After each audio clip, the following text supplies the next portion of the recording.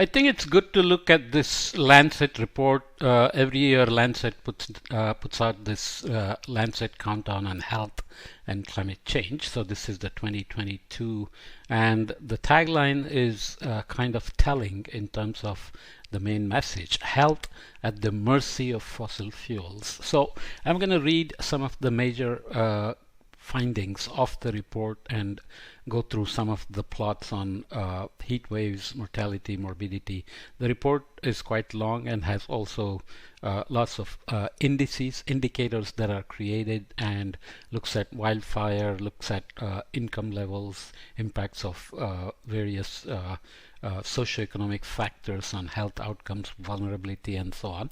I'm not going to go into all the details, but we'll try to capture the main points as a brief introduction to the report, so that if you want more details, you can always go to the original report. So in the executive summary, they list the key findings of the 2022 report of the Lancet countdown.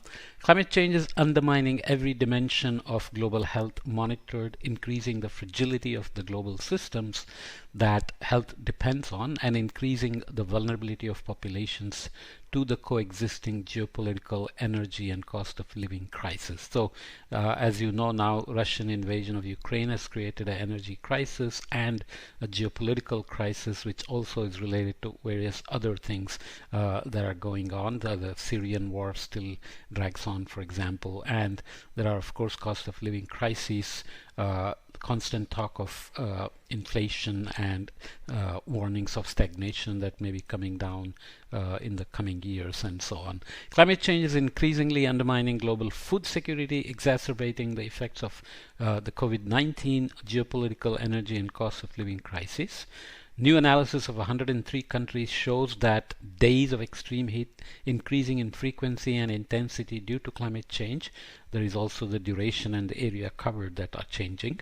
Accounted for an estimated 98 million more people reporting moderate to severe food insecurity in 2020 than the average of 1981 to 2010, and that's done with an indicator that's in the paper, that or report that you can look at. Well-prepared health systems are essential to protect populations from the health impacts of climate change. We looked at this as an example under what happened during COVID and its management as well. However, global health systems have been drastically weakened by the effects of the COVID-19 pandemic, and the funds available for climate action decreased in 239 of the 798 cities, which is a 30% drop, and there is an indicator in the paper on that. With health systems increasingly being affected by extreme weather events and supply chain disruptions too. So we've talked about examples of how a typhoon in Philippines cascades through the supply chain through the entire globe because of the connected economies and dependencies. Insufficient climate change adaptation efforts have left health systems vulnerable to climate change related health hazards. This is obvious. So we look at vulnerability, exposure, hazard, and response together, deciding risks. So the risks have gone up as well. Only 48 of the 95 countries have assessed their climate change adaptation needs, and only 63% of the countries reported high to very high implementation status for health emergency management in 2021. Increasing adaptation to climate change has the potential to simultaneously improve the capacity of health systems to manage the future infectious disease outbreaks and other health emergencies. So there are natural co-benefits coming out of the adaptation to climate change.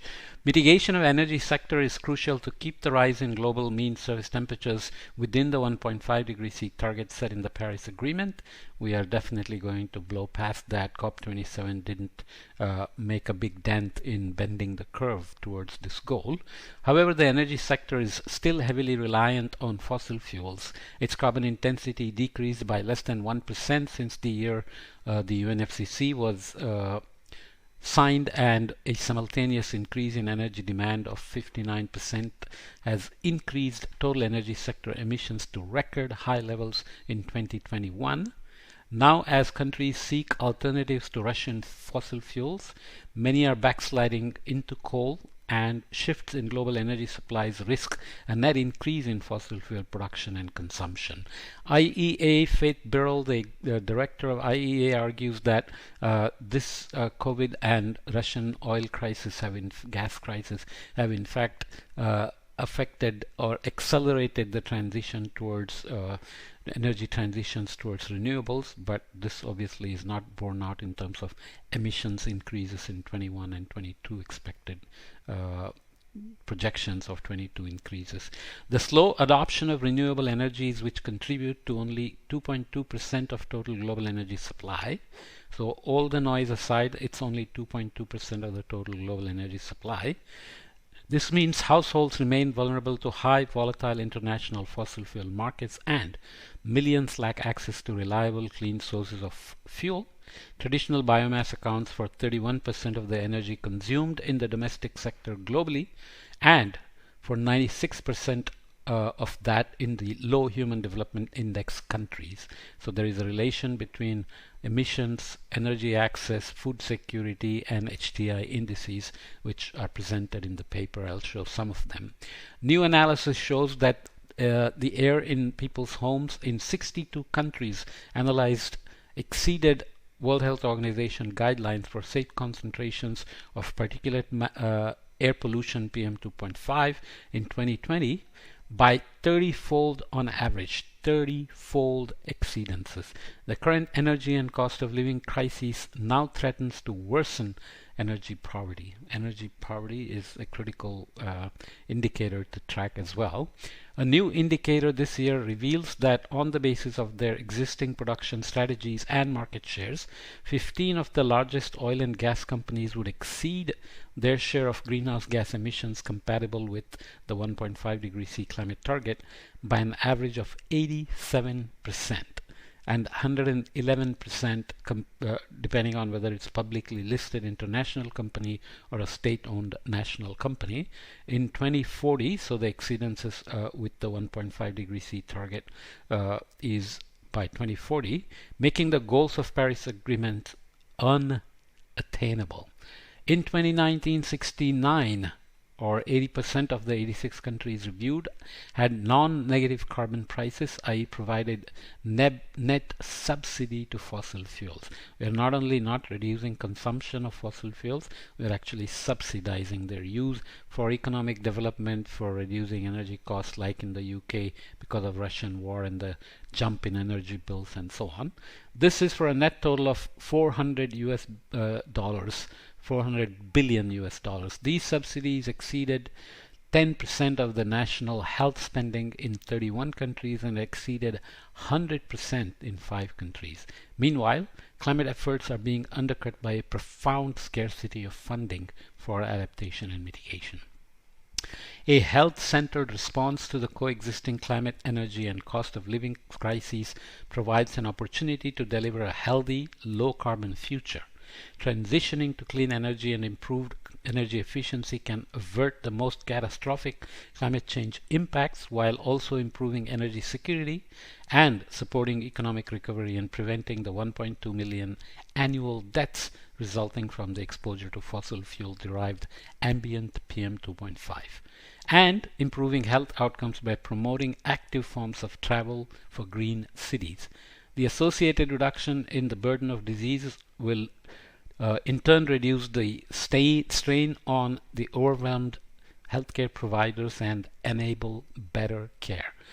Coming closer to the end of these main findings, the media, the scientific community, corporations, and country leaders are increasingly engaging in health and climate change. And new analysis shows that 86% of the updated or new nationally determined contributions now reference health explicitly. Number of publications are going up. Number of relations showing climate impacts on health are growing up everywhere, which is good news. Countries are attempting to cut their dependence on international oil and gas supplies in response to the war in Ukraine and energy crisis, with some focusing on increasing renewable energy generation, raising hopes that a health-centered response could be emerging out of these crises. However, the increased engagement and commitments must be urgently translated into action for hope to turn into reality. As they say, hope is not a strategy, so hope must be turned into reality. Just quickly running through some of the data. Heat wave days from 1990 to 2020. Global mean, weighted mean for infants and weighted mean for older than 65. There is an accelerated increase since about 2008 or 9 after the financial crisis. You can see the dips there, associated emission drops and so on. And this is in terms of potential labor lost because of heat related factors in each sector, assuming all work is done in sun exposure. So it looks at agriculture, construction, manufacturing and service. Agriculture dominates, and these are for potential labor lost hours in billions. This is for various HDI indices. So low HDI, high HDI, medium, high, and very high HDIs, and you see what you expect. A low HDI has a lot of agricultural labor working in the sun, so their potential labor lost in billions of hours has gone up tremendously over this period. For high HDI, that is much lower, but higher HDIs have much higher increases in construction, but you have to pay attention to the scales. The scales are very, very different. Here they are 80 hours, billion hours. This is 160, and this is down at 16. So tremendously small numbers compared to some of these. Similarly, if you look at basic reproduction number R0, if you know the SIR and SIER models, susceptible, infected, removed, or exposed and removed, and so on. The reproduction rate is very important to see how quickly things spread. So over time, you can see that both types of mosquitoes have increased. So global dengue, global malaria. So this has shown sharper increase than malaria, and again different human development index countries.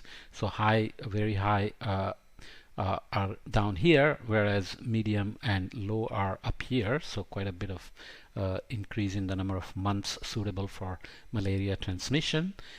Same for Vibrio cholerae and Vibrio in general. So Vibrio has cholerae, parahemolyticus, and vulnificus, so they have different impacts. So it depends on which one you are looking at. These are coastal areas suitable for Vibrio outbreaks and areas of coastline suitable for outbreaks of Vibrio cholerae. Okay, so these are different regions: Baltic, Atlantic, Coast, and Pacific Northwest, and these are various HDIs as well. So percentage point change in reporting moderate to severe food insecurity have increased. Not good news. There is some good news. Level of urban greenness for a country like India, remarkably good coverage for cities with urban greenness. China is very focused on the East Coast. Japan is good. Southeast Asia is doing well as well. Europe as well. US, you can see that it's got a large continent with various levels of urban greenness. So just keep in mind that this is level of urban greenness in urban centers with more than 500,000 inhabitants in 2021. So obviously urban climate impacts are important. Urban contribution to climate change are large, disproportionately large compared to the area they occupy, and so on. You can also look at greenhouse gas emissions from the global energy system for various regions. So these are carbon emissions from fuel consumption in gigaton CO2. So this is for fossil fuel use, preliminary and model values for 2020, and this is for CO2 emissions from use of coal. Numbers are not very good, especially when you look at Africa and China here. So South Asia is not shown, maybe because of lack of data, but Southeast Asia is shown, but news is not good anyway.